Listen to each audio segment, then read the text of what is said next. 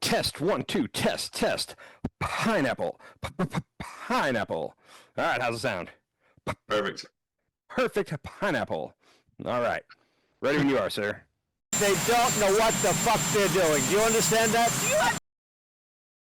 We see you, we're watching you, and we're going to change the law to catch you. Like and subscribe. Like, we got like 16 likes on our last video. Yeah. It's working. Yeah. So, okay, Yeah, please, and one everybody. subscriber. Way to go. I mean, we should be rolling in the dough soon. I mean, where's our advertisement? Every time my mom asks me, she's like, "So how's it going?" Like she watches every episode, and she's like, "So how long until you start getting like sponsors?" And it's like, I don't think we're anywhere near having to worry about that. I don't think it's ever going to happen. Although I do think that we're not truly a podcast until we're trying to push some kind of supplement on here. So Yeah. even if nobody's paying us, we should both start pushing a supplement of some type. That's not a bad idea. That's not a bad idea. So. What was Rogan's first sponsorship though? He had the Fleshlights. fleshlight. Oh yeah, Yeah. we need that one. That would be a good first one. I could do a VPN related one right now because There you go. I'm loving my VPN by Surfshark so much. Surfshark, bingo. Yeah, so thanks for the Surfshark. recommendation. We do have a little bit of breaking news today. Did you follow anything about Trump's press conference this morning concerning Washington D.C.? You know, yes, I keep hearing that he's going to release troops. He's going to release the National Guard into Washington, D.C., but I'm not sure why. Like, I can't figure out why he's doing this. Okay, let's real quick. We're gonna let Donald Trump explain what's going on, and then we'll go through the why. So check this out real quick. This is Trump Monday morning in the Capitol in the press briefing room. I'm announcing a historic action to rescue our nation's capital from crime, bloodshed, bedlam, and squalor, and worse. This is Liberation Day in D.C., and we're going to take our capital back. We're taking it back. Under the authorities vested in me as the President of the United States, I'm officially invoking Section 740 of the District of Columbia Home Rule Act. You know what that is? And placing the D.C. Metropolitan Police Department under direct federal control, and you'll be meeting the people that will be directly involved with that. Very good people, but they're tough, and they know what's happening, and they've done it before. In addition, I'm deploying the National Guard to help reestablish law, order, and public safety in Washington, D.C., and they're going to be allowed to do their job properly. And you people are victims of it, too. You know, you're reporters, and I understand a lot of you tend to be on the liberal side, but you don't want to get mugged and raped and shot and killed. And you all know people and friends of yours that happened. So What? So first things first. DC over the last year or two, crime is at a 30-year low. Now, DC has been historically a rough place. Like I've never been there, but from what I understand, DC is not a great area to be in. But crime is at a 30-year low. It jumped back up in 2023, and it did all across the nation. The end of COVID, people falling on hard times. But 2023 was a little spike, and then 2024 went back down. So far, Trump on May 7th was at the podium at the press briefing room and was saying that, like, because of him, crime stats, and he listed all his, murder has fallen 25% and carjackings have fallen 34%, whatever it was. So, like, they've been taking credit for how great DC is doing now. Now he's saying that because of how horrible it is, he has to take it over. And it's a takeover of the police force, as I understand it. He keeps saying he's taking over DC. Apparently, he's just taking over the police force. And the people he's putting in charge here is so Attorney General Pam Bondi is technically legally in charge of the DC police force now. Pete Hegseth is going to be like her right-hand man because he's using the National Guard to help with this. And Judge Janine, let's not forget, just got I just saw her in her bright red dress at that press conference. I have a clip. I have a clip of her in a minute. So yeah.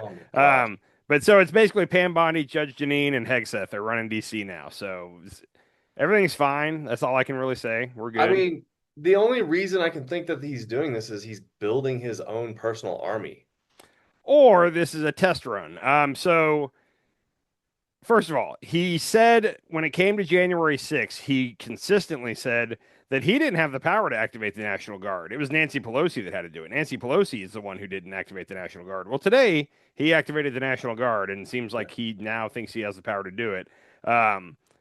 Also, when he did the LA thing, he sent National Guard troops in, and everybody said he's kind of this is a test. He's seeing Yeah. if the courts are going to allow it, and there we just had the National Guard defending one federal building, pretty much. Like they did the perimeter around this federal building. There were a couple times where they were out and like assisting officers a little bit away from the building, but for the most part. They protected the federal building. That case is in front of a judge right now. California sued the Trump administration. It's going through the courts as we speak. Who knows? But that everybody said that was kind of a trial run. Now he's doing it in D.C. And in reality, D.C. is the one place where he probably does have the authority to do it. There's certain sections of the Constitution where, in the event of an emergency, the federal government can take over D.C. What's Now, the emergency? that's the thing. Because of the way he did it, he can only do it for 48 hours without notifying Congress. And then once he notifies Congress, he can do it for 30 days, is the way it's written. But when he notifies Congress, he has to explain what the emergency is. He's going to Didn't try. he just notify Congress through this press I think conference? he's got to like officially do it, like through a letter or something. I don't really know. Oh, okay. But They're notified. They're notified. yeah, pretty much. But his reason, his emergency is going to be how bad crime is. But there's all kinds of video of him and Kash Patel both talking about how they're bringing crime down in D.C. and how many percentage points things have fallen. So I think these are all test balloons, and I think his goal, because he said it here, and I'm going to jump ahead, but people were wondering, will this stop with DC, or is he potentially get because this leaked on Sunday, everybody knew this was coming, and people were wondering, was it just DC? Is he going to try it in other places? Well, he answered that for us today, so check this out, and this is from the same press conference. It is. We have other cities that are very bad. New York has a problem. And then you have, of course, Baltimore and Oakland. We don't even mention that anymore. They're so far gone. We're not going to let it happen. We're not going to lose our cities over this. And this will go further. We're starting very strongly with D.C., and we're going to clean it up real quick, very quickly, as they say. So this will go further. This doesn't stop with DC, according to Trump. So brace So, yourself. okay. So he just wants to control all police, military, anybody that has a gun, he wants to control them. So I don't think he necessarily looks at it as controlling the police per se, but I think this is all about control. I mean, he's got his Gestapo, right? And they're like the highest paid law enforcement in the world or something. well, so the total budget is the biggest budget of any budget for police forces in the world. What everybody individually is making, like saying it's the highest paid, sounds like you're saying that the officers Yeah. are the highest Oh, yeah. paid. No, it's just got the biggest budget. The So, budget budget. It's got bigger budget than most militaries in the world. mhm. I think, And I'm talking about ICE, right? yeah. Like this is his Gestapo, but he's expanding upon his Gestapo with police forces at this point. Did you see that Superman Dean Cain is now a ICE agent? He took the $50,000 signing bonus. Superman Dean Cain? Do you know who Dean Cain is? Uh-uh. So he was Superman on a Superman TV show in the 90s, I think. He's Oh. 59 years old now, so I think it was in the 90s. But he has since become one of those like former actors that's on Fox News all the time. Like they go to Dean Cain for his opinion about stuff all the time, and it's like, So Dean Cain is a racist. he's a member of ICE now. That's all I'm going to say. He of recent, I want to say I this. don't think you can be a member of ICE without being a racist. I don't know. I saw a video tonight of an ICE raid, and like 3 of the ICE agents were clearly Mexican. Racist against their own people? I don't know. I'm How can you do that to people? I don't understand how you can actually do that to some of these people who have zero criminal record. I think when you Or sign up, I'm gonna guess here, but I'm gonna guess when you sign up for ICE in your mind, it's like, yeah, we're gonna go get the gang members Tren de Aragua or whatever, and like we're gonna make this country safer.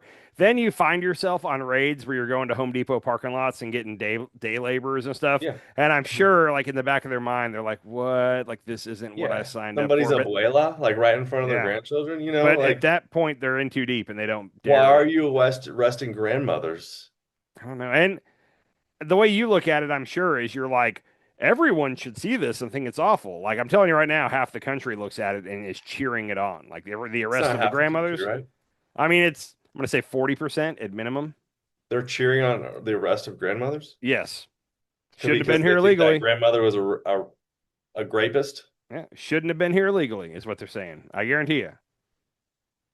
Anyhow, I know this is Dude, this is things are getting really bad. so real quick. You Every said every time I think like, oh, it just can't get any worse. Like at least it can't get any worse than it is right now. It gets worse. did you see Mark Maron's new special yet? It's on HBO. I have not, but I will That definitely take a peek at that. the beginning of it made me think of you, but it's like, things are going good. He said he was going to make America great again. I didn't believe him, but apparently he is. And anyhow, it's very sarcastic, but it's good. But Okay. real quick, you said something a minute ago about Trump wanting to control the police and the people with guns. Like, I don't know if it's necessarily the police and the people with guns, but like this is 100% about control. Like, if you think back real quick to the beginning of the Trump administration, he went after the press first and got them to bend the knee.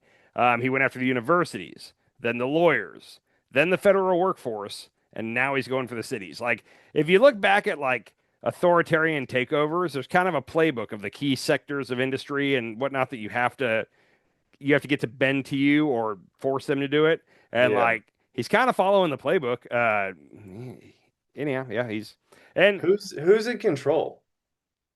Trump, Trump, and no one else.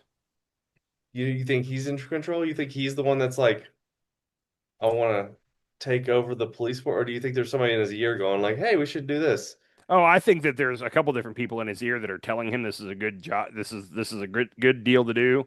This is a proper thing. Who's telling him that? Stephen Miller, I'm gonna guess, is right up there. That's who I was thinking of the first one, but who else? Like, you think Bissent is that? I mean, No, Bissent, no, no, he's no, a not weird Bissett. character. Bissent is a weird character. Like, I don't get him. Yeah, I would Like, say it's Stephen Miller and a couple different people that are around him from the Heritage Foundation. I would bet the Heritage okay. Foundation is loving everything about this, and they staffed his White House. What do you think about JD Vance? You think he's involved? I don't, but I saw a fun article today because JD Vance, I didn't pull any clips from this, but he went on Maria Bartiromo's show on Sunday morning and he talked a lot about the Epstein files. And like, he never defended Trump or he never said, I know President Trump, like he's definitely not in the files. He did go on the attack against Democrats quite a bit, but he never defended Trump. And the theory behind this article was that like JD might use this like as a way to like throw Trump under the train and become the head of MAGA. I don't think that's necessarily true, but it's fun to think about. Okay. Yeah, I So think Stephen Miller and the Heritage Foundation, which is like a handful of billionaires that are in the administration at this point. the Heritage Foundation is huge. It's a big Republican think tank. Trump named a new BLS, the head of the BLS today. He nominated a new person, and Uh-huh. it's the main economist from the Heritage Foundation. Like, and he is Uh, partisan as heck. I would like to say there's no way he gets confirmed, but like, yeah, he probably will. I don't know. I don't see the Republican Maria Senate. Bartiromo got confirmed. Yes, or no, Yeah. not Maria Bartiromo. Judge Janine is who you're talking about. Judge Ajit, yeah, Yeah, Judge Ajit. And if he takes up like, oh, we're yeah. this is wild, man. Like, so okay, so him taking control of police forces Okay. leads to him taking control of the ballot box in 2026. That's people are making that this is how he's going to rig the midterms, and it's not unimaginable. I can't see the connection clearly right now, but based off the way everything's heading, it's like yeah, this very well could be heading there. Um, it's going to be weird. Real quick, remember when Trump in 2000, I think it was 2017, he was giving a speech to a police officers union, and he was talking about he's like, and when you're putting them in the car and you tell them to watch their head, like you don't have to be that gentle with them. You can slam their head into the side of the car or something like that. And like Hmm. a lot of the cops didn't enjoy that because they're like, hey, like we're constantly fighting this reputation that we're abusing power and this and that, and like we're fighting really hard to have the citizens trust us, and then you're out here saying that shit. Like a lot of Yeah. them did not like that. I got to let you hear how he was talking today about basically the police officers don't have to follow the rules in D.C. anymore. This is Trump from that same conference. Until you knock the hell out of them, because it's the only language they understand. But they fought back against law enforcement last night, and they're not going to be fighting back long because I've instructed them and told them whatever happens, they love to spit in the face of the police as the police are standing up there in uniform. They're standing, and they're screaming at them an inch away from their face, and then they start spitting in their face. And I said, you tell them, you spit and we hit, and they can hit real hard. It's a disgusting thing. I've watched that for years, for 3, 4 years. I've watched them. The police are standing, and they're told, don't do anything under any such, so and you can see they want to get at it. And they're standing there, and people are spitting in their face, and they're not allowed to do anything. But now they are allowed to do whatever the hell they want. Good news. The cops are allowed to do whatever the hell they want. That's not If you're a good, police though. officer in DC, you're not happy with that. Like there might be 1 out of 100, but most of them are like, most of being a cop is trying to get the public to trust you. Like that. I Yeah. know cops like that. That's something they really put focus into. And then you got the new head of the police force for DC saying the cops are allowed to do whatever they want. You spit, we hit, and we hit hard. I don't know. I don't know. Everything about what he said today. I got to say this real quick. I know that we hear this and we're like, this is terrible. Does everybody sees that this is terrible, right? And like I gotta tell you, no. Like he was using some keyword language. Like he said several times, we're taking it back. Okay. I've heard that from Republican friends of mine. One of me and you's best friends that we used to fish with all the time. Like he said that in the lead up to this election several times. Like he just wants to take his country back. And like they hear that. They hear Trump say we're taking it back. And like I don't know who they are taking it back from. I don't get it. But Doesn't like I make any sense. guarantee you, people we know heard that and they were like, yes, like we're taking it back. And I don't think that everybody's gonna watch it like me and you and think this is terrible. I think people are That's very all it takes excited. is one key word for them Oh, to be like, there were plenty of keywords in there, but that was the one I caught on to. yeah, but I mean, if you just like we're stepping back and looking at this as like a whole thing that Trump is doing, right? He's militarizing the police force in the nation's capital, Yeah, which is a I don't know if it's a step or if it's actually authoritarianism, it's but getting there. it's I think it is, right? I think that means we're in an authoritarian government right now. We're so If close. that actually happens, right? Yeah. I mean, we got to see how this is actually going to play out. Like, Right. and that's the thing we don't know is like like I said earlier, the National Guard's going to be involved. Like, what are they going to be doing? Are they just going to be setting up a perimeter around the White House? If that's the case, that's not sending in the troops. Is the National Guard going to be walking through the streets with assault rifles and like full going to war combat? Yeah. That's authoritarian, and we don't know. And Pete Hegseth was on with Laura Ingraham tonight, and he didn't answer any of these questions. I do have one clip from Pete just to Well, illustrate the hold point. on. Go Before we ahead. get to that clip, I just want to keep brainstorming here with this. Like, it's not like they don't have to be walking down the street with AKs in their hand. The fact that he said this and did this drives fear in people across the nation, right? Okay. So the last time I was down in Texas, I was driving through East Texas, and there's this one road to get there's this one highway to get to my dad's house, and there was like 8 cops that stopped people that had people pulled over on the side of the road. And So so I like speed asked my trap. dad, I was like, "What's going on with that?" Like, and he was like, "Oh yeah, this is a big drug highway. They run drugs up and down this highway all the time, and so they're just." And he basically just made it sound like it was normal that there was just always 20 cops on the highway pulling people over at all times of the day. And I was just like, that is insane. Like, that does not make me feel safe. That makes me feel, uh, yeah, that's not great. I don't know. It depends. It would depend on the scenario there. Like if there is a major drug corridor and the cops are paying extra close attention and not profiling people, that's a key thing. Not profiling vehicles or people, but just pulling over for traffic infractions. I don't. For 3 years, and they can't get a control on this drug Oh, we've problem. been fighting the war on drugs for like The 40 war on drugs years. is over, man. Like, this Yeah, is so the drugs. stupid. This is The so stupid.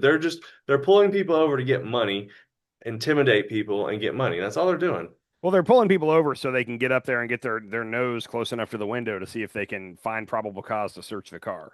I mean, that's Right, but realistically what it me is. as a person who's not carrying drugs, or maybe because I'm from Colorado, I might have a little joint in my car. That'd Like, be illegal. what am I doing? Like, what are you doing to me? You're gonna arrest me for having a doobie in my car?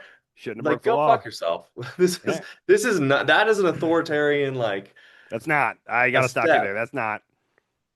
That's being tough on Stop crime. and That's not. frisk. Stop Uh, and frisk. so stop and frisk would be. Stop and frisk would This 100% is be. stop and frisk. It's not unless they profiled you, which This that is would. 100% stop and frisk, bro. I don't think you're familiar with how the law works. They're profiling people for Okay. sure.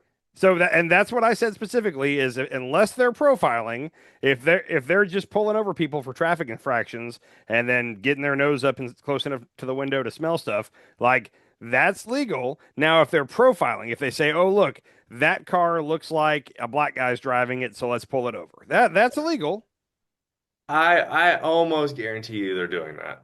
Okay, well, I mean, the majority of the people running drugs across Texas are not black people. They're white people. They're white people that look like Meth heads. parents. Yeah, it's that's probably It's more accurate. mostly meth. Yeah. It's mostly meth and it's coming from Arkansas, but they're doing it on both sides. So it's only going one way, but they're Yeah. doing it on both sides. They're very much just profiling people, pulling people over, seeing what they can get you for, trying to get you a ticket, trying to make money.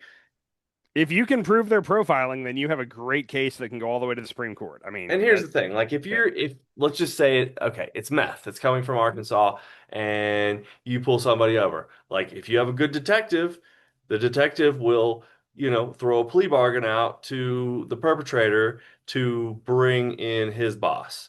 So the And then detective wouldn't do that. The attorney, like the prosecutor, would be the person to do that. But go ahead. no, there's the detective. It's the detective, the undercover agents. Those are the guys who work in the like they the prosecutor. Oh yeah, you're right. You might be right. But they'll give up another name, right? Yeah, the prosecutor would be who would then try to get him to snitch on people in But I don't return think for they another go case. through the court most of the time. I think they do it before pre-court. Yeah, it'd be the prosecutor doing that Will the pre-court. prosecutor? Okay, Yeah, yeah, okay. yeah. Anyway, yeah. So if they're doing a good job, they don't need 10 cops on this little stretch of highway pulling people over I don't know. I mean, all day, every day. if I knew that fentanyl was working its way into my city and the cops weren't doing anything to try to stop it from working its way into my city, I'd be upset. As a parent of a kid that's going to be a teenager soon, like I would hope that they're trying to find which direction it's coming from and stop it from coming to the city. I have Mm. no problem with that. Now, like I said, if they're profiling, I have a big problem with that. If they're not profiling, then it's legal. So let's just say your street was the major drug trafficking street in Oklahoma. Okay. That main street across the street, and you had 7 cops all day, every day sitting there. Yeah, I mean, if it was like the first house I bought in Arlington was in one of the biggest gang areas with drug trafficking and all that. It was the one with the basement. I'm sure you remember. Uh-huh. That was a terrible area, and they had just built a new police substation like right down the street from where I bought that house, and there was a huge police presence in that area. And it did not bother me at all. Once I realized, I didn't realize before I bought the house where I was moving. And then once I realized, oh crap, I'm in like the worst part of Arlington, Texas, I was thrilled that there was a big police presence around. Thrilled. Okay. Yeah. Now, if I was doing something wrong, if I was selling drugs out of my house, I would probably not like that and I'd be trying to move. But the fact that I wasn't trying to sell drugs, every time I saw a cop car in the area, I was like, yes, like I hope there's more nearby. Hmm. Okay. I don't know, man. I don't know. I think we could do police officering a little bit better than the way we do it at this Oh, point. I think you're right on that. We could definitely reimagine how we police the streets. I'm totally down with I'd like to hear some ideas. Like it's great to say like we need to do it differently. Okay, cool. What is your idea? If you have an Okay. idea, I'm all ears. A lot of people. Trump's doing it differently right I don't like now. that idea. Yeah. I don't like his idea. Okay. But a lot of people on the left talk about how we need to do it better, and they criticize what we're currently doing. And Mhm. my whole with anything in life, it's like, all right, if you got a problem with it, tell me what your plan is to do it better. If you don't have a plan to do it better, then respectfully, shut up. Come back to me when you have a plan to do it better. Like everybody can criticize, unless you got a solution. I don't want to hear it. That's where I'm at with a lot of things in society. I think it's recruitment. I think it starts with recruitment. Oh, that's a great spot to start. Yeah, I think there's a lot of areas. Recruitment's one of them, but Yeah. yeah, and it's you can become a police officer in less time than you can get certified to do a lot of other jobs. Like Scuba it's dive kind of instructor. yeah, it's really ridiculous how quick you can go from just being a normal guy to being an officer pulling people over, like without much for like psych evaluations and stuff. That's where I think they should focus a lot of it on is like what kind of a person is this we're making a cop? Is this a guy Yes. with an ego, with a little bit of a power issue? Like Yeah. they should be looking for that. So Yeah, because we've all dealt with different types of cops in our life, and mhm. most of the cops that I've dealt with are pretty nice to me. Yeah. But I'm also a white man, like Hmm. driving a pickup truck. Like, what if I wasn't? So I have always been very respectful to police, and they've always been very kind back, and I've never had a bad interaction with a cop. I Yeah. also understand that I'm a white dude that doesn't seem threatening, so that probably has a lot to do with it. But I totally, and also the areas that I live in and get pulled over in are the nicer parts of town. I don't, it's not in the inner city. Like, I totally believe that there are some bad cops out there, and I've just been lucky to not get pulled over by them in the wrong part of town. But it's one of those where it's like just because all of my interactions with cops have been good, I'm not going to say I don't believe that there's bad cops out there. I certainly do. I've seen video. If you've got social media, you see videos of power tripping cops left and right. Yeah, Like and they're out there. I've seen it firsthand too. Yeah, I like I said, I've been lucky. I really, if I could go back, I've been pulled over a handful of times in my life, and every time has been pretty cool. I've been arrested once, and even that time, the cops were pretty cool. It was like, yep, I fucked up. Here we go, and I got to go spend a night in jail. So turns out, if you try to walk home from a bar, that's illegal. Even if you're too drunk to drive and you try to walk home from a bar, they'll pick you up for that. I don't drunken Interesting. drunk in public or something. Um, Well, anyhow, real quick to finish out on this DC thing, like I said, Pete Hegseth was on with Laura Ingraham. The question on everybody's mind: what exactly will the National Guard be doing? Let's let Pete Hegseth, and he's going to break this down real crystal clear for us. So, oh God. yeah, let's see what he says here. As possible. Will the National Guard be detaining Americans on American soil? Under Title 32, which is the authorization they'll be using, they have broad latitude, but they're not going to be involved in law enforcement functions.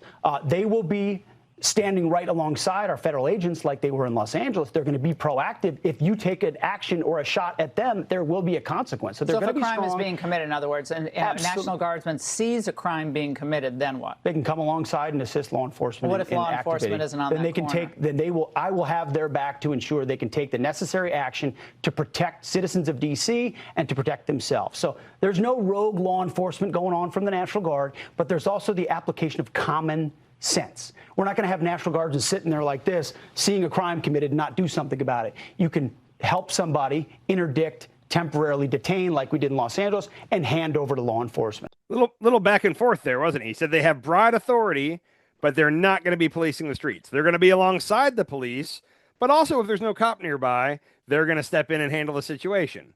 And he'll have their back if they do.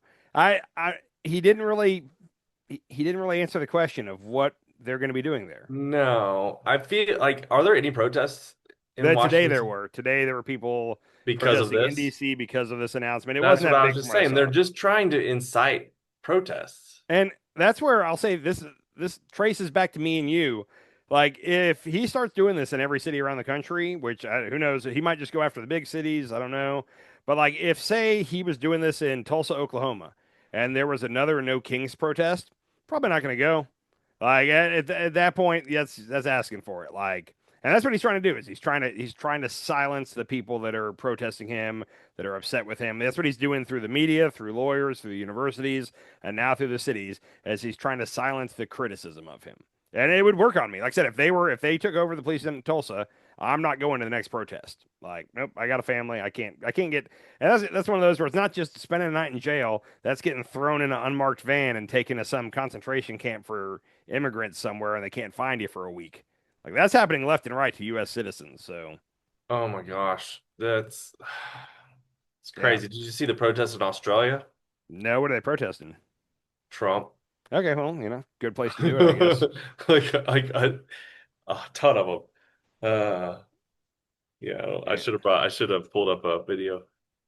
But yeah, apparently they were protesting Trump in droves this past weekend. There's an image of just a bridge just filled with people, like a Were they six-lane protesting the bridge. tariffs or what? Not the tariffs, just Trump and the oligarchy and the dictatorship. Uh, In Australia. Make America America. Yeah, they're having better protests than we are. Well, yeah, because they don't have to fear going to jail for protesting him. The Australia, thousands of anti-Trump protests. Blah, blah, blah. Make America America again. That's one of the signs. Okay, good for them. All Yeah, right, hold so on. it's happening across the world. Like when he went to Scotland, he got protests. There was huge protests there. Um, I saw that. Well, if he went to Australia, I would get them protesting him. But like them just having a middle of the week protest doesn't make any sense. yeah, I'm just looking up something and it says anti-Trump protests explode across America ranging against the authoritarian regime and its policies. Da da da.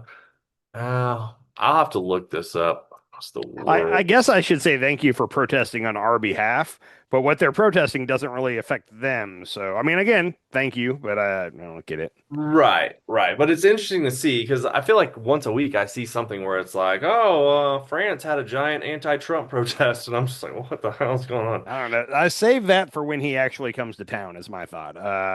If he's not in your country, then I don't get it, I guess, you know. Well, and then but there's also some, they're also protesting like Israel and what they're doing in Hamas right now I'm good to with that. our yeah. So like they're protesting that, but we are a giant chunk of that, right? We support Israel and everything that they do, and we actually don't just support them, we give them money. Like Yeah. here you go. Well, and up until recently, a lot of the European countries were giving Israel aid and weaponry.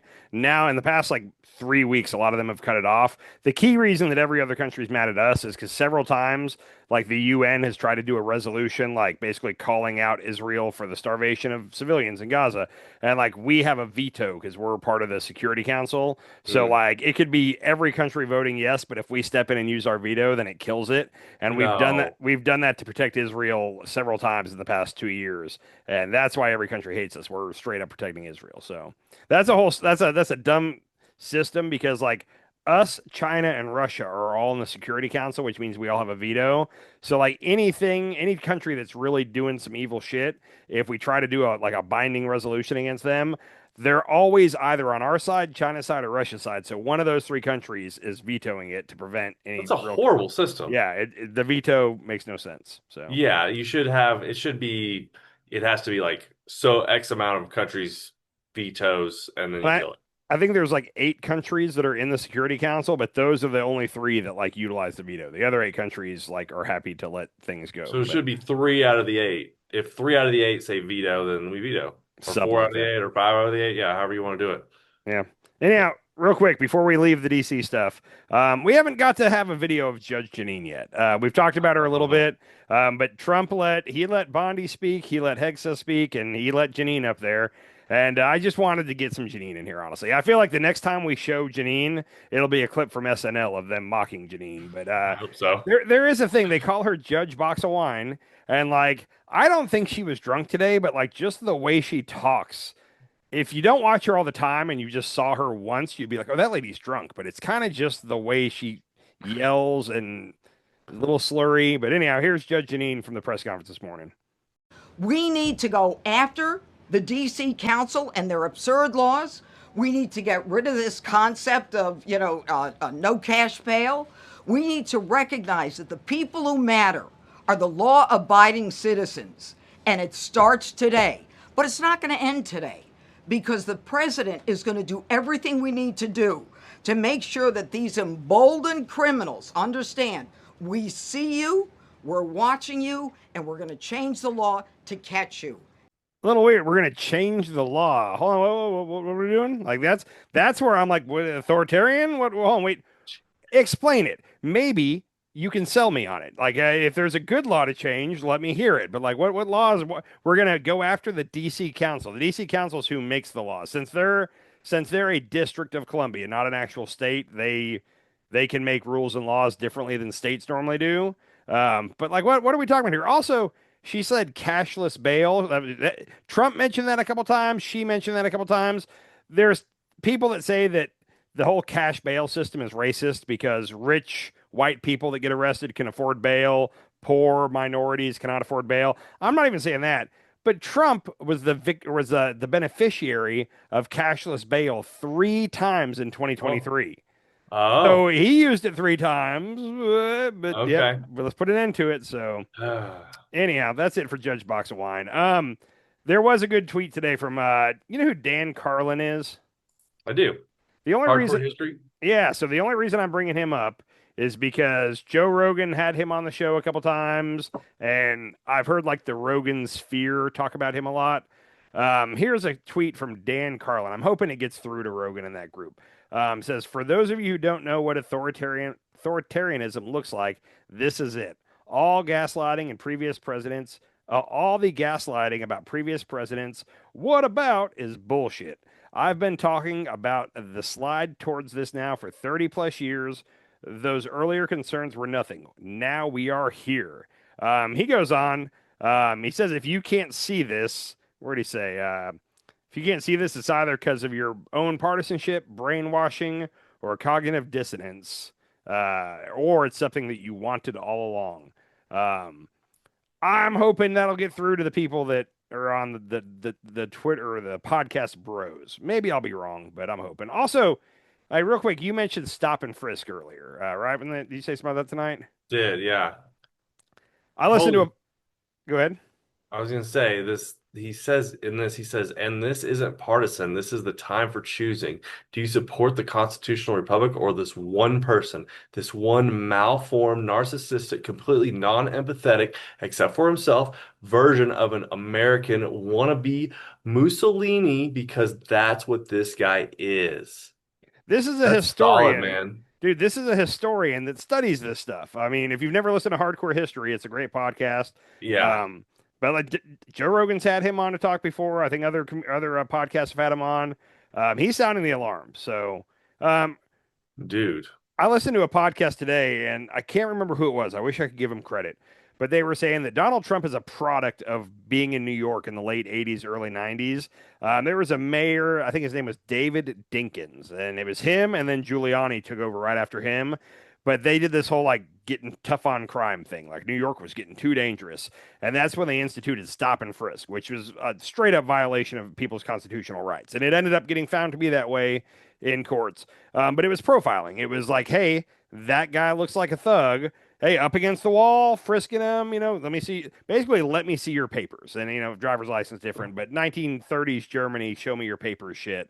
And like, Trump loved that. Like he's on record back in the day, like praising Dinkins and then Giuliani for stop and frisk and for other things like that. And like in his mind, like that's how you attack crime. Like that is exactly what you should do if you want to get this in order. He doesn't realize that it's straight up a violation of rights. Like you can't profile people, you can't do unreasonable search and seizure. That's one of the 10, the Bill of Rights, the first 10 amendments. Well, that's what they're doing in East Texas too. I mean, they're profiling based on your car.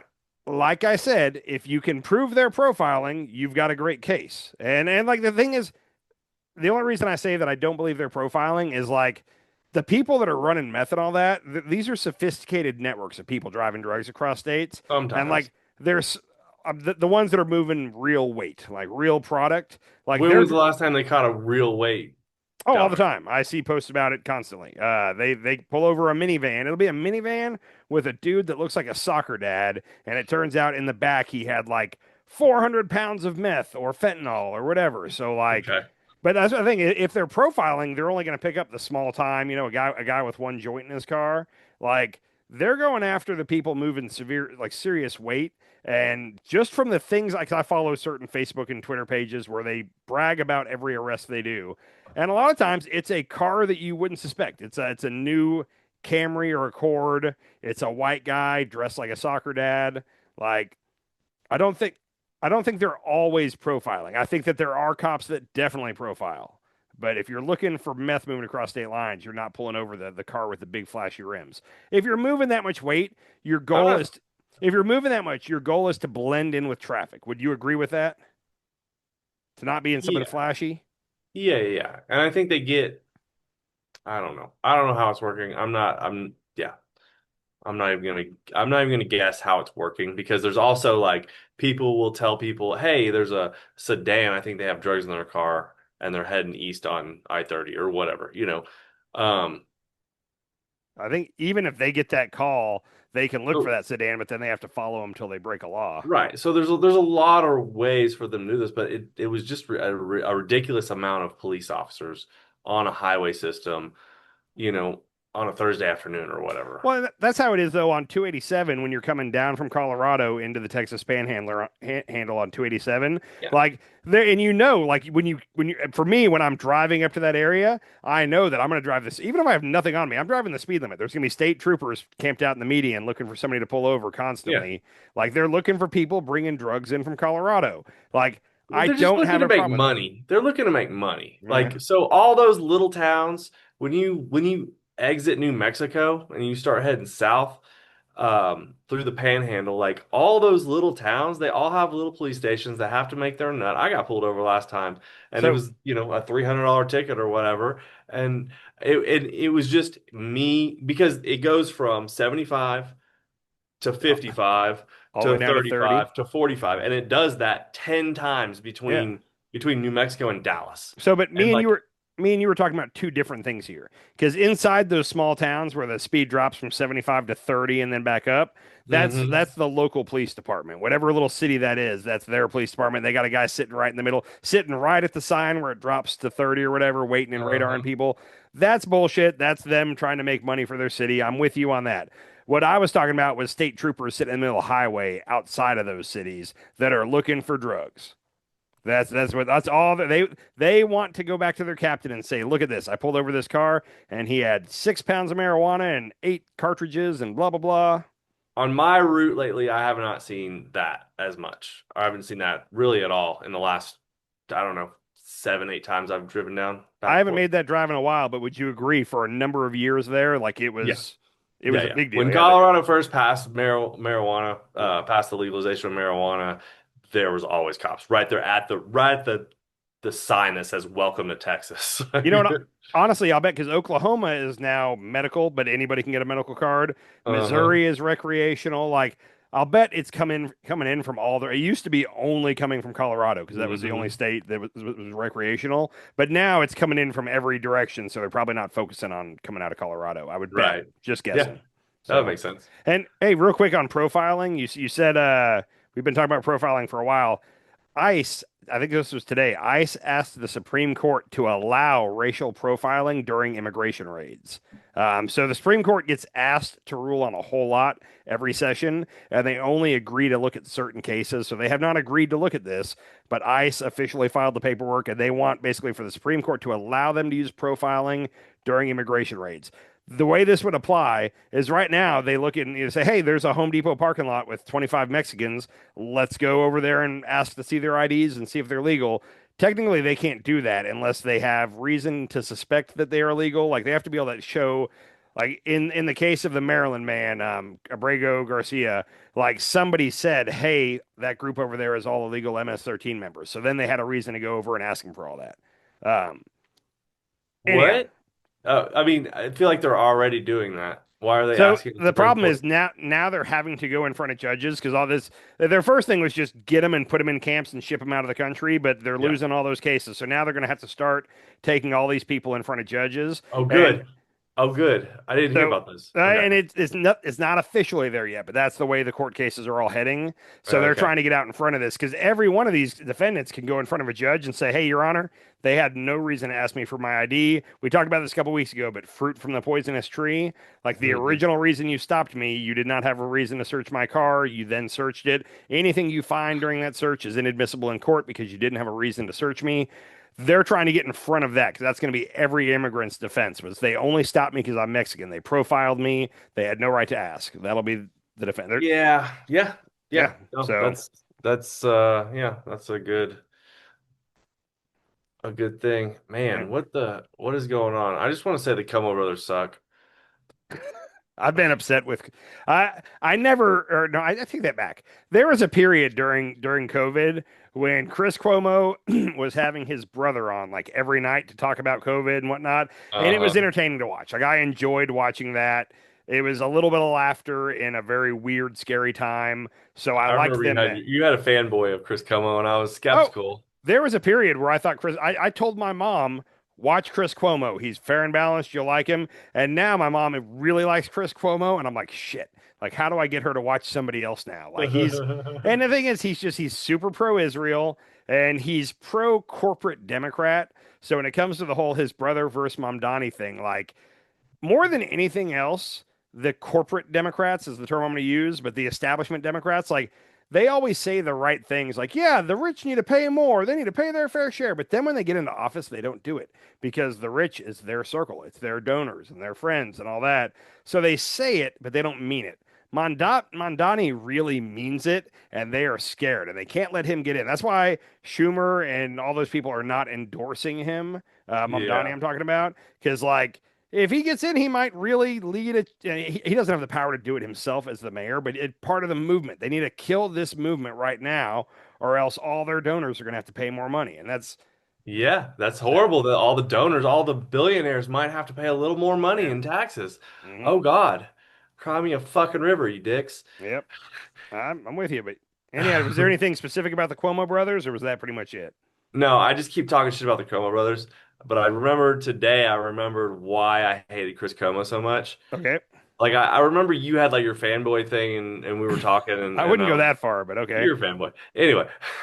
And I was just like, I don't know. And there was something about him in the basement when he had COVID, and it was kind of cool at first, but then it was just like, what? But then remember when he was caught like curling 100-pound dumbbells, and people were like, there's no way Chris Como is, and it turns out like they were fake dumbbells. Like he, Oh, I was just like when he used to do videos like in his office before the show, or it's like, "What are you doing?" And he's like, "Oh, I'm just getting my pump on." And yeah, I don't remember that they turned out to be fake, but if they yeah. did, I know that those were always kind of supposed to be funny videos. So is there a chance that like that was the joke, was that it was a fake hundred I pound? don't think so. I don't think he made it sound like a joke. He kind of was trying to be a Yeah. macho Even man or whatever. when he was in the basement with COVID, everybody was the right was hating on him for that, and they were like, he's faking this and that, and like to me, that was valuable information. Like, hey, here's a guy. This is early on during COVID, and it's like he has COVID, and he's still coming on the air from his basement every night to tell you what he's dealing with. And he was saying during the day he feels pretty good. The phrase he coined is like the beast comes at night, and like at night is when his lungs kind of have issues and all that. But then he wakes up the next morning and he feels good. And at the time, I was scared of getting COVID. I had just had lung surgery 2 months before COVID started, Right. so I was very worried about getting COVID. I thought my lungs were going to put me back in the hospital. And to see him and have him talk, hey, it's not that bad, and this and that, and I very much valued that information at that time because all we were, if you remember at the beginning of COVID, we were seeing videos of like they were probably fake, but it was videos of like China and like dead bodies laying in the street, like just dead bodies, and it was like this is from COVID, and we were like, oh, people are just dropping dead from COVID. Yeah. Turned out that was probably all fake, and Oh, yeah, but it was I mean, scary. people did die. A lot of people died. People weren't dropping dead in the streets though, and there were No, but videos there showing were that. body bags stacked up behind like hospitals and stuff. There were. At the very beginning, we didn't know how to treat it, and there was some trial and error that unfortunately they got wrong, but Yeah. you I mean, know, it was definitely so yeah, and I don't understand the people who were like, screw the vaccine and like science is bad and all this stuff. And it's like, and people were like anti-mask, and it's like, no, they're dead bodies stacked up behind the hospital because there's not enough room to put dead bodies anywhere else. They're renting ice coolers. They were renting U-Haul or like big trucks. freezer trucks, yeah. Yeah, freezer trucks to put dead bodies in, stack them in because they didn't have anywhere to put dead bodies anymore. Yeah. That's how many dead bodies we had. That's one of those things that I've given up on trying to understand. Like when all this started happening, I was like, oh shit, like this could kill us. Let's all wear masks and be safe. This that seems like the logical thing to do. And like right away, me and you both knew people who were like, yeah, I'm not wearing a mask. This is all fake bullshit. Yeah. And it's like like I tried to like figure out what their point of view was for years, and now I've given like yeah, it's a There's no point of view. It's just the point of view that I think what it is anti-authoritarianism, I'm not going to let the government tell me to wear a mask. but it's the same people who are pro-authoritarianism when it comes to Trump. Yeah, it's They really don't want to they want an authoritarian, but they don't want it to be the democratic authoritarian. They want it to be a Trump well because authoritarian. And here's the common mistake is they think, oh, well, he's not going to go after me and the people I like. He's going to go after them, the people I don't like. But in reality, the authoritarian always at some point comes for you. No matter how much you think you're on the right side, at some point you're going to face the consequences too. And they don't know that. A lot of people have not been students of history. So That's true. yeah, I like that quote though. yeah. What do you got that you were looking at for tonight? I got a couple more things, but you got anything for tonight? Yeah, I do actually. You know, one thing I kind of want to talk about was, have you seen that Israel killed 5 more journalists? Man, they blew up their tent, and they didn't even try to say that it was a mistake. They basically bragged about it and said that they were pretending to be press and really Hamas militants. One of them was a very well-known Al Jazeera journalist. Yeah. He's been reporting from Gaza for the past like 11 months straight. Has refused to leave. Yeah, and they were in a tent. They were in a tent that was known to be the media tent. It was where journalists were staying in the parking lot of a Right. hospital, and it was a surgical strike. Like it wasn't like, hey, we accidentally got them. No, they targeted that tent. Another one was his cameraman. Hmm. I'm not sure who the other ones were, but I'm gonna share my screen here. Three Just other journalists I know. give them some yeah, can you see that? Yep. All right. So I just wanted to share this. I kind of scrolled through and found some of this. Oh, so it says Israel killed 6 journalists in a draw August 10th. Yeah. So yeah, they're Al Jazeera. Did you know Al Jazeera is actually a from Qatar? So Qatar? what's funny is back during like the initial war on terror, the invasion of Iraq and Afghanistan, I remember when I would hear about Al Jazeera, like most people in America were like, "Oh, that's the Muslim media. Don't trust them." But like Oh, apparently Al Jazeera is like in Europe and other places, it is a very trusted and well-known media organization. In America, we like, "Oh, that's Al Qaeda's media. Don't listen to them." But anyway, right.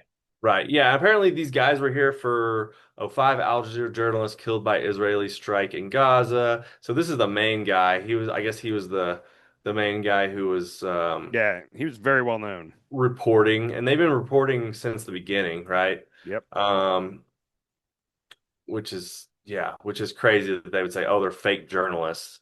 There's no fake journalists. Come on now. You only target journalism when your enemy is the truth. Yeah. Well, and Israel does not allow foreign journalists inside of Gaza, which that should tell you right there that they're committing unspeakable crimes. Thank you. But the fact that they're not allowing journalists in, like if you're going to war with somebody and you're not letting journalists in, something tells me you're doing some shady shit. Well, And that's not true. They're letting journalists in. They're just letting them in and killing them. so They've killed 186 journalists since the start of this. and their side of this story is, well, they weren't supposed to be there. This is a military zone. They shouldn't have been there. That's what they say. They've let it be known they don't want any foreign journalists inside of there. Well, this is insane. Yeah, no, That that that any country in the entire world has actually had from the beginning has allowed Israel to keep journalists out, right? mhm. To keep journalists out, to kill journalists. This is the most journalists that have been killed. This is more journalists that have been killed since World War One, World War Two, more than World War One and World War Two put together, I believe, Yeah. is what I read. You know why they're doing it? Nobody cares. This is Why does nobody this care? this sounds awful because they're brown journalists. Like I'm not saying that's right. I'm just telling you like they're Muslim. They're brown journalists and nobody Oh. if an ABC journalist got killed over there, we would be up in arms about it. But we're not because these are journalists from the Middle East and we don't give Why a don't I fuck. go over there and start recording? If you got killed, maybe they'd make a stink out of it. I'd rather you not because I don't want you to get killed. But that's the problem. As soon as a white journalist, like an American white journalist, gets killed, or even maybe a European one, there'd be an uproar. Right now, all the journalists that have been killed have worked for like Al Jazeera and other Middle East like publications, and we don't give a fuck. I hate to say it. Like I'm not saying it's right. I'm just saying that's the reality of the situation. Yeah, yeah, it's kind of crazy. Yeah, it's very crazy. Uh, yeah. Anyway, Yeah. um, yeah. Other than that, I want to talk about some more scary shit. Okay. So, So Secular Talk was covering a live X Talk, and I'm not sure who these people are or what they're doing, but the one guy is a economist, and he's talking about the United States and like our role in the world right now. Okay. Um, check out this video. That's my job as an economist. Everywhere else in the world, every company in Asia, Africa, Latin America that competes with an American company that has to buy a truck as part of its business will go to China and buy the best truck at the lowest price, $30,000, the best truck. No American company that competes with them will do that. And you know what that means? Those companies will be able to charge a lower price because they have better inputs than the American company, which doesn't. In the long run, that will lose Americans' jobs left and right as they're outcompeted by all the rest of the world that can go and buy and is buying BYD trucks. If you go to Europe right now and you go on the auto routes all over Europe, you'll see BYD cars and trucks. America is shooting itself in the foot. Yeah, I mean, we've kind of talked about that, but we're forcing all these European countries to look towards China now with this whole trade war stuff. BYD, I've talked about BYD on this show before. Like, they have some great cars. The BYD Yang Wang 8. If I could have any vehicle, that's what I want. It's the Yang Wang 8. It's an SUV.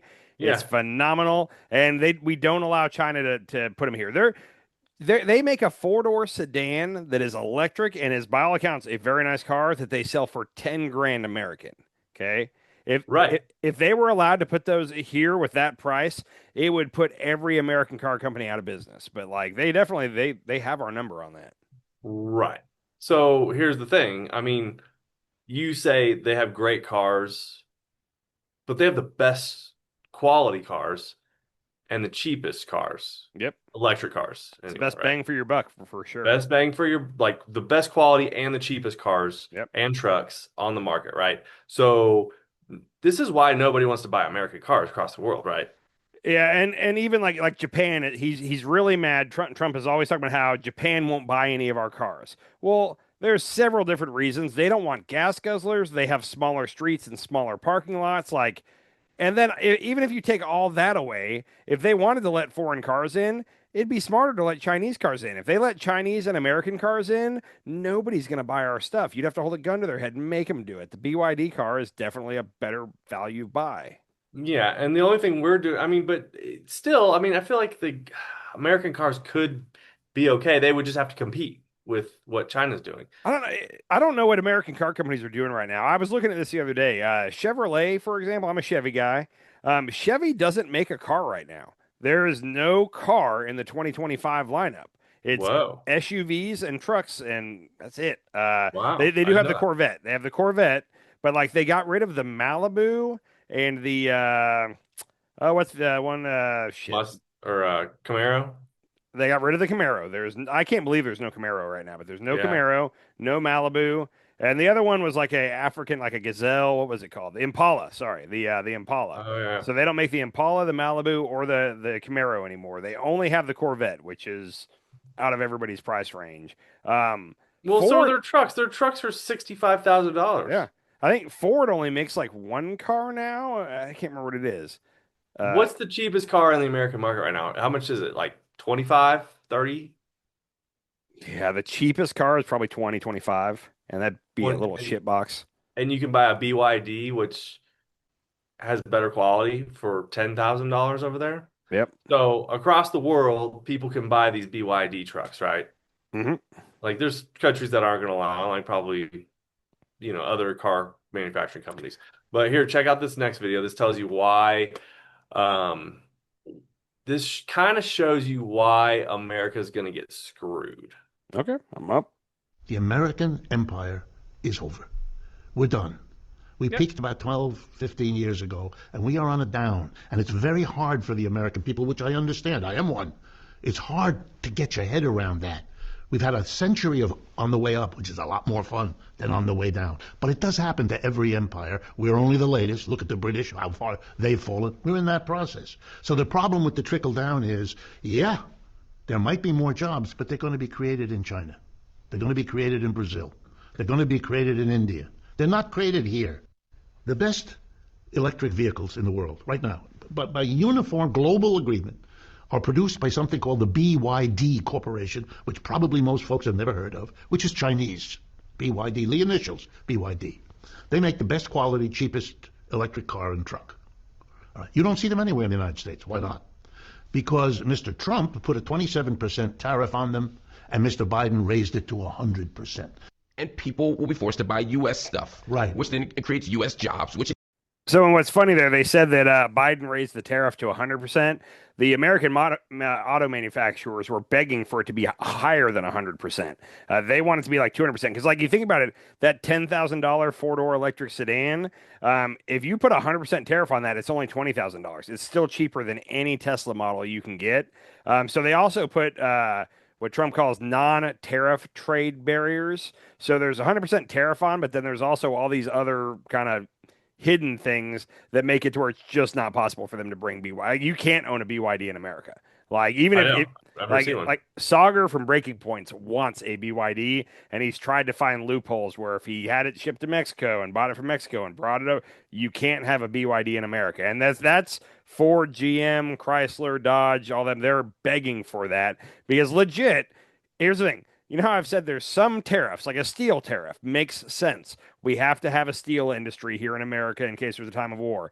As much as I want a BYD, like if we lost American auto manufacturers, if they just all went bankrupt and now we're dependent on China for our cars, there's a whole layer beneath that. Where when we go to war, like during World War II, Ford and Chevy were pumping out tanks and planes and all like that. Those are our assembly lines that we can quickly convert over to make war materials if needed. So we need those assembly lines ready to go. So we have to have an auto manufacturing market here in America. Like Yeah, it but sucks. we need somebody to compete with these people so that we can have $10,000 cars. Because you're We need just to find- I mean, how many times do you drive down the road, and maybe not in Oklahoma, but like in Dallas, where there's just junkers everywhere. I mean, there's Yeah. cars smoking. Like people can't afford cars right now because they're, for $5,000 you get something that doesn't run. Yeah. Basically, you have to jump it up to like $10,000 to get something that actually runs here in America. There, you get the best quality and the cheapest car. Well, and part of that is how big America is and how spread out everything is. Because, like, if I have a car for 5 years, there's 100,000 miles on it, and I'm not taking cross country trips. I'm just driving off the places in Europe and in China and Japan. Like they don't use their cars as much as us. There's public transportation. There's stuff in walking distance. Like cars are for when you're going to go take a trip. Other than that, you're not driving daily like we do. So, like, we can't have 20-year-old cars that are still in pretty good shape with low mileage. Like, it just doesn't happen. Whereas in other countries, that's very common. Yeah, I mean, but China's big too, right? China's big, but people live in cities and stay in their city. And every now and then they go out of their city, and that's when they take their car. But they're not making 40-minute commutes to work like we are daily. So, yeah, I mean, it shows these BYDs actually last 186,000 miles. Before you have to change the battery, which is pretty good, without major issues, is what it says. Yeah, because I've always asked that question. I've never gotten a straight answer. Because like with a Tesla, at some point you have to change the battery fully, and that costs like $8,000 for a standard Tesla car. And like I've never been able to figure out like is there a set point like after 5 years, after 10 years, after 100,000 miles? Like when is the point? And like they don't really give an answer on that. They're saying their batteries are designed to last 620,000 miles. I don't buy that. If it's true, then cool. I don't buy that. It says 310 to 620. They provide an 8-year, 500,000 kilometer warranty on their batteries. So 500,000 or 8 years. 500 kilometers or years, yeah. Okay. Yeah. Well, if they do, then cool. But I've always wondered that anything you own with a battery, sooner or later, the battery stops working. It stops holding a charge for as long. And that's one of the complaints with Tesla is apparently like after a year or two, suddenly like you used to get 330 miles on a full charge, and now you're only getting 270 or whatever. And that's common with batteries. That makes sense. Yeah. And they're getting, and the BYDs are getting, with the top of the line, which is their Seal, up to 354 miles on a charge. Okay. Which apparently they just, I was reading about this, but apparently they made some kind of a battery breakthrough recently where like I don't know if it's in their cars yet, but apparently like a Tesla it takes like 30 minutes to charge if you go to one of those fast charging stations. Yeah. BYD cracked it and somehow like you can fully charge in like 6 minutes and go 350 miles on like a 6 minute charge or something This stupid says like that. in 5 minutes you can add 292 miles of Okay, range. that's what it is. Yeah, which like there's no American electric vehicle that can match that right now. So Right. Isn't that insane? yeah, ridiculous. So Yeah, why isn't Elon on the ball here? He needs to cheapen his cars. I mean, if he like this could win him back if he just cheapened his cars to $20,000 and got batteries that would charge and last a lot longer. so Charge the fast, problem charge is, slow. you know where he gets his batteries from, right? China. And I'm going to parse this out. He gets all the components from his batteries in China and then assembles them in America. Everything about a Tesla, and that's their whole thing, is it's made in America, and you can technically say it's made here because you put it together here. But like all like the magnets, like that's when China was threatening to withhold rare earth materials and magnets, like that would have hurt Elon more than anybody else. Like that was the strategic shot that they took where they said they were going to do that. And but yeah, I mean that's why Elon will not be able to compete with them until America starts. And it's not a matter of getting the rare earth minerals; it's a matter of being able to like process them or refine them into a magnet or whatever it is. And like we don't have that capacity. We can get them, but there's only one country on Earth that can like process them, and that's China. Wait, are magnets just coming out of the ground like magnets? No, so these are different magnets. They say magnets. Oh, they can make magnets? Yeah, this is magnets like for cars and shit. It's on a different level. It's not like the magnet on. Oh, I didn't know they created magnet. I wonder how you create a magnet. That's interesting. I don't know. I don't even want to pretend to know anything about that. So, All right. Well, I want to scare you even more. Check out this next video. all right. If you take the United States together with the other G7 countries, that used to be the dominant bloc of the world, right? The United States, let's just enumerate them so everybody knows. Canada, Japan, Germany, France, Italy, and Britain, okay? The G7, the world. And I'm going to add up all the GDP, gross domestic product, total output of goods and services of all of those 7 countries, U.S. and its major allies. And now I'm going to compare it to the gross added up GDPs of China and its allies, known now as the BRICS. Okay.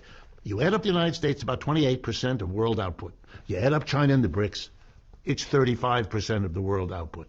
We aren't the wealthiest bloc in the world. We're number 2. And that's new.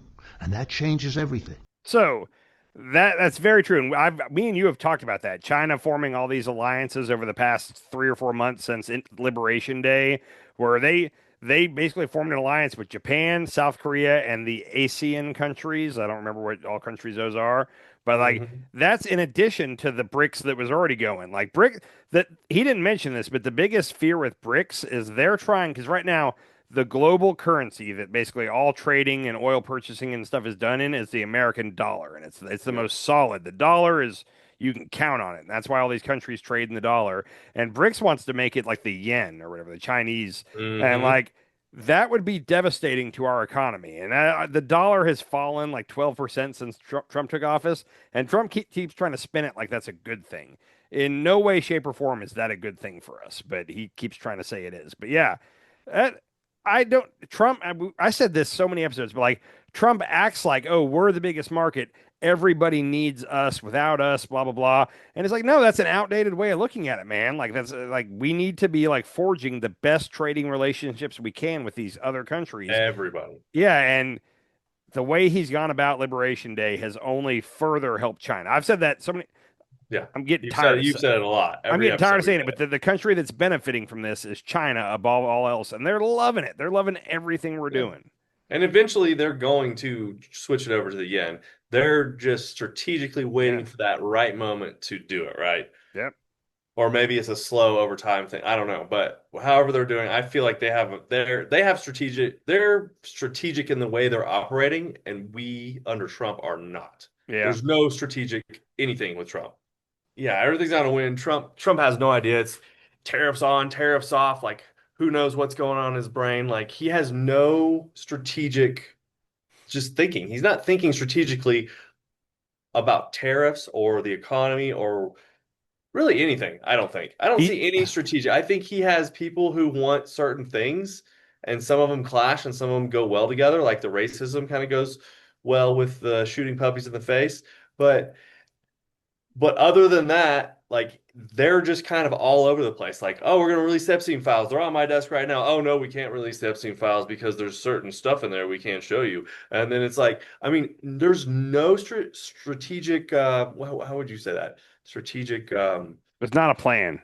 There's no plan. Yeah, there's Yeah. no plans. No plans No, whatsoever with the Trump administration. And China has a 100-year plan they've been working on, that's right? what of all my favorite things about the Trump administration, it's when people are like, "Oh, brilliant. He's playing 5D chess. He just distracted everybody. He just used the takeover of DC to distract from the Epstein files." And it's like, "No. Like, okay, yes, it is helping to distract, but also that's a serious thing we all need to be looking at." And like I don't think he's smart enough to be doing all these brilliant moves by Trump. Do you see how he got the whole media to look over here? No, I think he wakes up in the morning and he trusts his gut. He does everything based off intuition, and his intuition is outdated. Like he is determined to take us back to being a manufacturing economy. There's a thing that happens where when economy hits a certain point of success, you move away from being a manufacturing economy and you become a services economy. That's a good thing. That's what you want to see a country that's moving up do. And in his mind, for whatever reason, he's like, nope, we need to go back to being a manufacturing economy. No, that would be taking us backward. But he remembers growing up when everybody had a job at the steel mill or the coal mine or the factory, whatever it was, and he wants to go back to that. Well, and you say his thinking is outdated. Like he was never good at any of this. The dude has 7 bankruptcies. He was in $1 billion worth of debt. He cannot get a loan in the United States. He had to go to Deutsche Bank Okay. across the seas. Who knows how much shady shit that's going on with Deutsche Bank. And now that I've brought that up, I want to bring up like, have you seen these wire transfers from Trump's bank to Jeffrey Epstein's bank?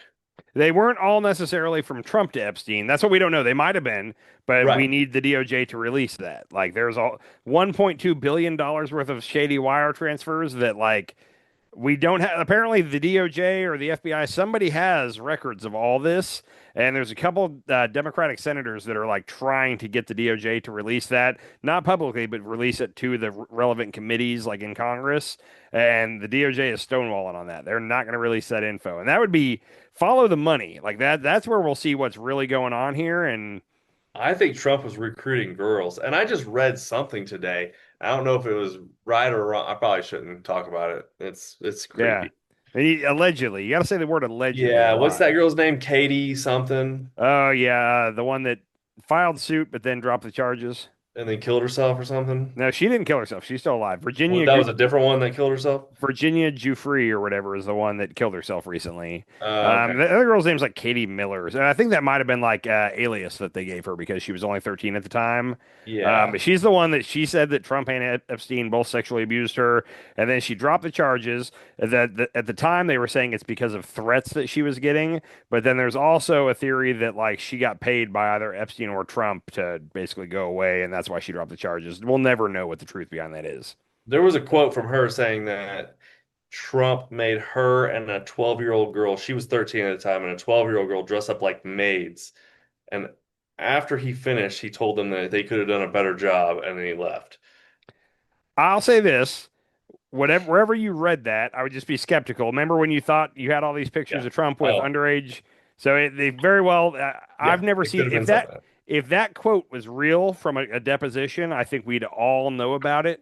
If you just True. saw it somewhere online, I'm gonna go out on a limb But and I say feel it's like not. things just keep slipping out, so I don't know what to Yeah, make like I of it said, anyway. I think if that came out like in the last day or two, every channel would have that on. That, oh look, we have a quote Has from the deposition. has CNN covered this at all? Well, now they've covered all the stuff that's provable. Okay. Yeah, I mean Has they're on it. okay. They've So even talked. CNN, I haven't really been watching Yeah. CNN. No, They're on it? they've talked about the girl you're talking about, the 13-year-old, but they always point out that she dropped the charges and we really don't know much about it. So that's the only girl connect that's the only time that connected to Epstein, somebody actually said that Trump molested them with Epstein or was because of in conjunction with Epstein. That's the only case where Trump has been named as a a diddler, I'm going to say. And that girl ended up dropping the charges. And that was in like the 90s. So we really don't know what happened there. My theory, if I just had a guess, is that Epstein or Trump paid her a lot of money to go away, and she did. That's what I'm going to guess. She probably Hmm. was getting death threats, and then they came and said, "Hey, we'll give you 5 million to make this go away." And she said, "Okay, cool. To not get the death threats, like I'm out of here." So it makes sense to me. Yeah. Real quick, Yeah. you just said Trump has never been good at this. I want to jump to one video I have real quick. We played Gavin Newsom a lot. I told you last time, Gavin Newsom and JB Pritzker are the two that are kind of standing out right now as potential 2028 Dem candidates. We played a couple clips of Newsom. We haven't played any of Pritzker. Trump today at the podium. By the way, Trump went down weird lanes today where like he spent some time talking about trans athletes and stuff. Like he just kind of was all over the place. But at one point, he attacked JB Pritzker. JB Pritzker is also a billionaire, and that's one of the things I don't love about him. I wish he wasn't a billionaire. But Trump kind of went off on him, and Pritzker responded today, and I liked the response. It made me like Pritzker. But here is JD Pritzker from earlier today.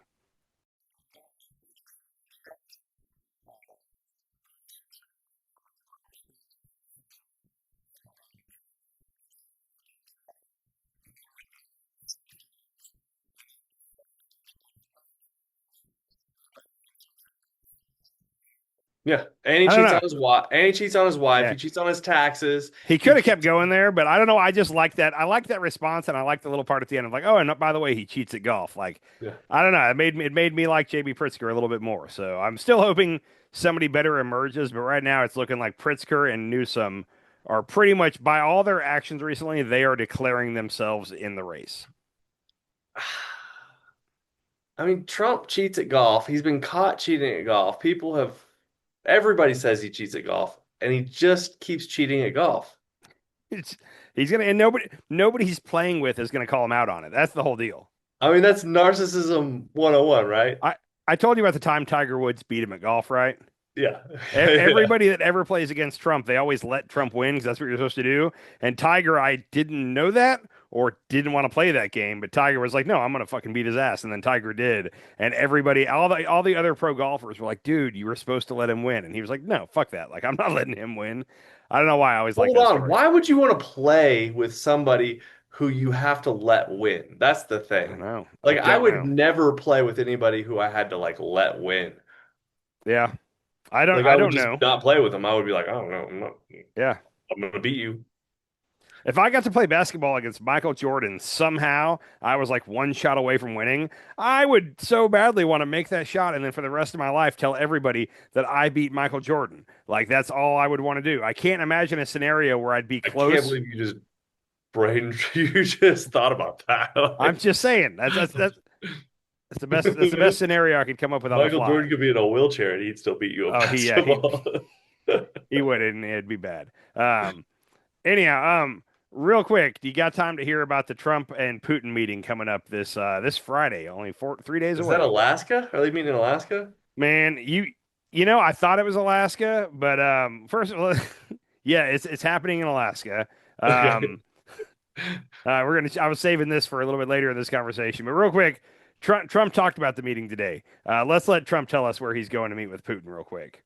This is a tragic emergency. And it's embarrassing for me to be up here. You know, I'm going to see Putin. I'm going to Russia on Friday. I don't like being up here talking about how unsafe and how dirty and disgusting this once beautiful capital was. So Trump said he's going to Russia. The meeting's in Alaska. Now, this is fascinating. I didn't know any of this until I think yesterday. But first of all, Putin is terrified to fly outside of the Soviet Union. He doesn't even want to fly inside of the Soviet Union or Russia. The Soviet Union doesn't exist anymore. But he's terrified of Ukraine shooting him down. I don't know if you remember, but like he in the past couple of years has gotten really paranoid that somebody's going to try to take him out. So like he doesn't let people close to him. Like he's very guarded that somebody's going to try to assassinate him. He can't fly to any. Normally, if America and Putin were to meet, it would be somewhere in the Middle East, that like Doha, Qatar, like places like that are where we tend to meet with him. He can't fly there because he'd have to fly basically close enough to Ukraine to get there that Ukraine would have a chance to shoot him down. He can't go to Europe because there's an arrest warrant out for him from the International Court for crimes against humanity involving when they were stealing the children of Ukraine and taking them back to Russia. Apparently, they geez. stole like 30,000 kids from Ukraine. 30,000 That's kids? what I read. I don't know if it's, I don't know. That's what I read. Oh. But anyhow, so he can't go to Europe because of the warrant. He can't go to the Middle East because he'd have to fly over Ukraine. So the only place he can really go is Alaska. And he's going to fly straight over the North Pole, which is like the safest way to do it. Now, this is a whole new wrinkle. We bought Alaska from Russia, and I think it was in like 1917. I should have looked that up. I don't know when it was. Hold on, let me just so I can get my story straight. When did we buy Alaska? Hey, it popped right up. 1867. We bought. I was way off. And it was known as Seward's Folly. We thought we paid way too much for it, and then it turned out there was all kinds of rare earth mineral type shit in the ground up there and oil, and it turned out to be a very good deal for what we paid for it. So wait, he's flying to the North Pole and then down? No, because from Moscow to Alaska is like a straight line right over the North Pole. If you look on a map or on a globe. So like he's flying over the pole to get to Alaska. Okay. So they're on opposite sides. Anyhow, Yep. I didn't know that was that Russians close to the North Pole. Russians believe that they didn't actually sell Alaska to us. They leased it to us for 100 years, and then we reneged on our part of the negotiation and tried to say no, they sold it to us. But all people in Russia believe that Alaska is theirs and they're going to get it back one day, just like they do with Ukraine. Like no, that's really part of us. So all Russians believe that. Putin going to Alaska, they're celebrating. They're like, oh, he's going. That's still part of Russia. Like he's going to get that back from Trump. And then today, Trump said, "I'm going to Russia," and every Russian TV station played that over and over. They're like, see, even Trump thinks that Alaska is part of Russia, so they're going to give it back to us any day now. Like they Oh my can't wait for gosh. us to give Alaska back. That's the first part of this. Also, the reason this meeting is happening, Putin had his envoy, Witkoff, go and meet with Putin, I don't know, a week ago. And at first, when he came back, he said, oh, he told Trump, and Trump and him called all the European Union countries. And the first version of the story is that Russia agreed that they would withdraw from Zaporizhia and Kherson in exchange for the Donetsk region. The Donetsk region is all the way on the east side of Ukraine, and it's primarily Russian speaking. And at this point, I'd be okay with them giving that to Russia. Like that's a small part, give it to them. And everybody was like, holy shit, like how did you get Putin to agree to this? This is amazing. And then I guess Russia found out about this and called back and said, whoa, that's not at all what was said. So the next day, Witkoff called the European leaders back and said, okay, I got it wrong. Russia will withdraw and freeze the front line. And everybody was confused at that point. Whether they're going to withdraw and freeze, that those two things contradict each other. What are you talking about? And he basically said, okay, hold on, let me go back and figure it out again. Give me another day. And then he comes back and says, okay, the only offer on the table is that Ukraine needs to withdraw from all the disputed territories in exchange for a ceasefire, and the Donetsk region goes to Russia. So his story changed 3 times, every time worse for Ukraine, better for Russia. It turns out Witkoff, when he goes to meet with Putin, first of all, whenever you have these meetings, you take your own translator with you, and you take a couple other people to take notes. This is very standard.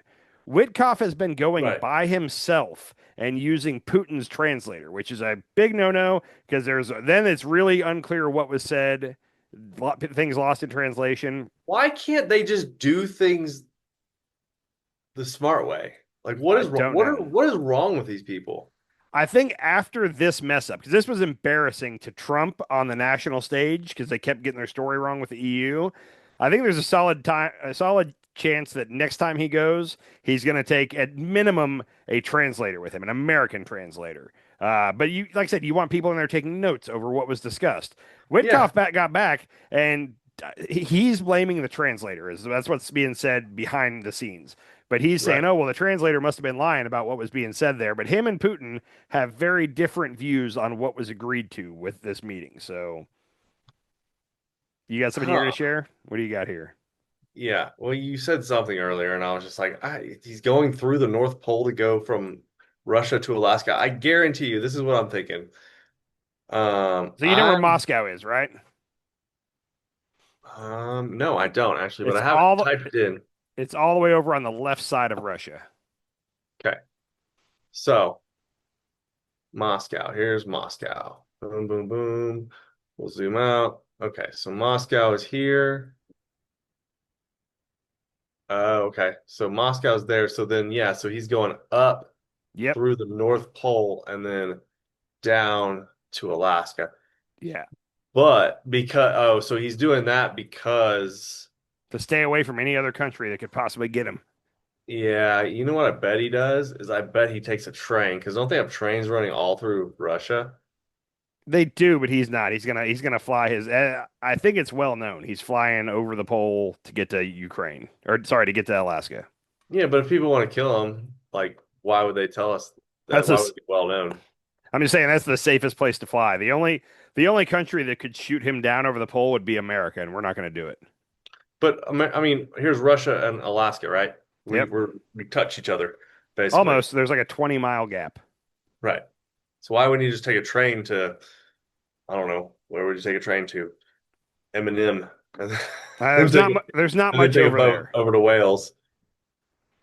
I gotta believe it's safer for him to fly his plane than to take a train than a boat. A train across Russia is not as safe as a plane. The boat, and also his train could get attacked by a swarm of drones from Ukraine. Okay. Plus, that train's going across Siberia. Like a lot of that over there on the right side is like uninhabitable land. Like that's like the Yeah. Yukon up in Canada. Like Yeah. you're not. Yeah, the plane's the way to go there. Okay. Well, Anyhow, um, sorry, ever since you taught me about the whatever map, I'm so confused. dude. I sent you that video on the Mercator projection map. I Did hate that. did that make sense? I hate it so much. I'm just telling you. Because it's still here. Like the United States is almost as big as Africa, right? But Africa, you could fit like 8 United States in Africa, is what Yeah, they it's said. it's because of the way the map's laid out. It's weird. It's so dumb. Why do they Yeah, do that to us? I don't know if they just did. Can't we just get a real life map? Apparently not. Maybe I could do a Doskasil map. You should do it and make everything proportionate. So anyhow, so key thing for this meeting, don't get your hopes up. So Hopes up for what? for a peace deal with Ukraine. No, I have Uh, there's no hopes. So Zelensky's not going to the meeting, and every European leader said either Zelensky needs to be there or somebody from the EU needs to be there representing him. But if you're doing this without Zelensky, what are we doing here? Like, Yeah. it doesn't make any sense. So the best case So, scenario is that they're going to say they have a framework for a ceasefire, and now there's got to be a meeting with Zelensky. So there'll be another meeting in a month or whatever. That's the best case scenario. What I'm scared to death is going to happen is that Putin offers Trump deals. I don't any kind of deal that Trump can come back and say he got a deal from Putin, and the deal will be, hey, we'll do this, this, and this for you. In exchange, you stop supplying weapons to Ukraine. Like I got to believe that's Putin's goal going into this is how can we get Trump to hang Ukraine out to dry? Oh, I know. Let's offer him deals that he can take it back and show everybody in America and say he's a great deal maker. So, and I think the EU is scared to death that's going to happen too. So, nothing to really get our hopes up about. no. Yeah, Putin, I mean, Putin has Trump What? tied around his little finger right What? now. Like has always had Trump tied around his little finger, right? Like he manipulates Trump so well that Trump's going to come back from this meeting and he's going to say, "Yeah, I have a deal," or "The meeting went so well. We've got a great framework for this thing, Yeah. and we just need Zelensky to jump on really they just like had lunch and talked about being dictators." Yeah, Putin can charm Trump, so there's no way that Trump's going to come out of this meeting and say, "Oh, I'm mad at Putin now." Like, no, he's going to leave. Like, it'll be like when Kim Jong Un used to send him those beautiful love letters. It'll be something Yeah, like that. yeah, But I don't. So Trump claims to be a great negotiator, right? Isn't that like one of his main things that he touts? He wrote the art of the deal and all that. yeah, He's in this situation. I don't negotiate for a living, but I know a little bit about negotiating. Is you start really far to one side, knowing that you're going to have to work your way towards the middle, right? Your sure, starting point is not where you're going to end up. And the starting point should be something along the lines of Ukraine is not giving up any land or, something along that. And then, no, he going into it, he's already saying that like, yeah, Ukraine's going to have to cede a lot of land to Russia and blah, blah, blah. And it's like, hey, they might in the long run, but like, why is that your starting point? Like, let's start here and then get each side to give a little and get to that point in the middle. But he's kind of already just He's already kind of selling Ukraine out. So he's saying, and he keeps saying that it's going to be a land swap. I don't know if he's familiar with the term swap, but I'm guessing that in this, Russia's not giving up any land. It's just Ukraine is going to be forfeiting land to Russia. That's not a swap. So, Yeah, why does Russia get the land? I mean, and he said, not him. Oh, it wasn't Hegseth who was. It was somebody in his administration said, "Well, Russia earned this land on the battlefield," is what they said, and it's like, no, that's I'm not buying that. Sorry. well, we don't want to reward people for taking Yep, over other countries, right? that's Because if what we he's gonna reward do. Russia for taking over a country, then what's to say we don't take over Canada? That Trump's going to come out of this with what he's going to call a great deal, a great peace deal, and all Zelensky has to do is agree to it. But it's going to be a deal that Zelensky's never going to agree to. It's going to be them giving up a boatload of land, promising to demilitarize, and promising to never join NATO. And they're going to say no to that. And I don't blame them. Like, that's not a good deal for them. So We should have included them in NATO a long time ago. yeah, it's kind of sucks. So Yeah. anyhow, that's all I got on Russia. Real quick, the BLS guy, I mentioned this earlier, but Trump nominated a guy named EJ Antoni. This guy is an economist at the Heritage Foundation. He I don't know anything about economics, so I don't want to act like I do. But he went to an economics program that doesn't even rank in the top 100 in the nation. It's Northern Illinois University. He has one published article with a citation. The lady Trump just fired had over 1,300 citations from different articles. He's got one. I tried to find some tape of him, a video that we could play just to get a flavor for him. None of it was worth pulling. But he basically, for the past 4 months, has been tweeting stuff that then even Republican economists are correcting him on and explaining why what he's saying is not right. So most like Republican leaning, going on Fox News economists have been telling this guy that he's fucking wrong for like 4 months, and he's just still tweeting into the ether. So Trump picked him. We'll see what happens there. I'm a little worried. Well, Yeah, that sounds horrible. Jeez Louise. I got one more video. Do you have anything else for the night? If not, I got one to end on. No, I think I've covered everything that I pulled. Okay, this is just a funny one I wanted to end on. You know how Trump, every time he needs to get the Republicans to come over to his side, he brings them to the White House. And you remember what he offers them? Oh yeah, for some goodies. Yeah, Swag. pictures with him and swag. And they say it. They're like, yeah, I just left the White House and I got a whole bag of swag. Like, I guess I'm voting for the big beautiful bill. Like, it's kind of embarrassing how easily he can get them. It turns out he has like a whole little swag shop in the West Wing. Like in the White House, I gotta believe there's a gift shop somewhere, that for people that go on tours and all that. Sure, yeah. But separate from that, in the West Wing, he's got a whole little corner set up. When he had that peace deal that was signed by Armenia and Azerbaijan or some country that I can't pronounce. And then afterward, he took both of the presidents of these countries into his little swag shop and was encouraging them to take gifts home. Somebody got a video of that. So this is where Trump has been bribing all the Republican congressmen. I just felt like we should check it out here. Oh God. They love this for your wife. Oh, yeah. Scarf. Good Great. stuff. Thank you. Can you put the key in here, whoever's taking it? That's important to not to lose that. Yeah. Do you have your key? No. Oh, okay, good. I had this one for you, but I like that box better. Yeah. I had that one for you. You're not allowed to run them. So, because I'm 28 points higher than anybody. Yeah. Everybody wants me to run, but Including us. Yeah. It's funny. So this drives me crazy. Look, 4 more years. I go 4 more years. So it's sort of cool. Fellas, come on, grab what you want. That's okay. Who is that? That was the president of either Armenia or Azerbaijan or whatever the other country was. He looked half entertained and half like this guy's a lunatic. He's trying to give me a ball cap. Yeah. Yeah. Come on, everybody, just take what you want. So that's the spot where he's giving out the swag. Interesting note on the Trump hats. I just learned this today. Whenever a campaign, like let's say Harris Walls was selling shirts and ball caps, right? The campaign was.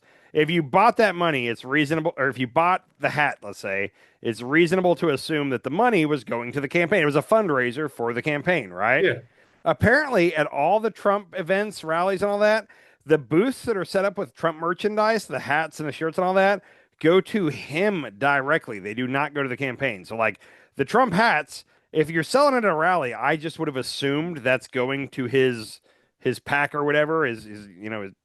That's all he's doing that on the side. So the election campaign gets Yeah, none of that I would have money. never thought that it was going to his campaign. I don't know. I thought that part of it was going to the campaign. I just thought, Dude, nothing goes to his campaign. It all Yeah. goes to him. He is his 0%. campaign, basically. It's amazing.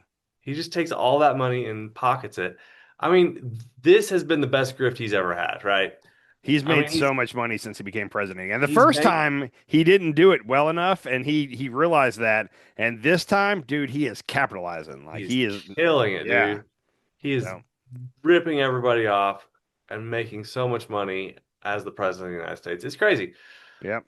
And he's very clearly trying to set it up to where like the different ways that he would get in trouble laundering money or doing shady shit financially, they're dropping charges against all kinds of other people for doing exactly what he's always done. So it's almost like, hey, this isn't really a crime. And he talks about crime like he's all about crime when it comes to like minorities in inner cities committing crimes. He's all about that. But when it comes to like financial crimes, like it's not even a crime. Like what he got convicted for in New York, the 34 felonies, like, who did that really hurt? It's a crime.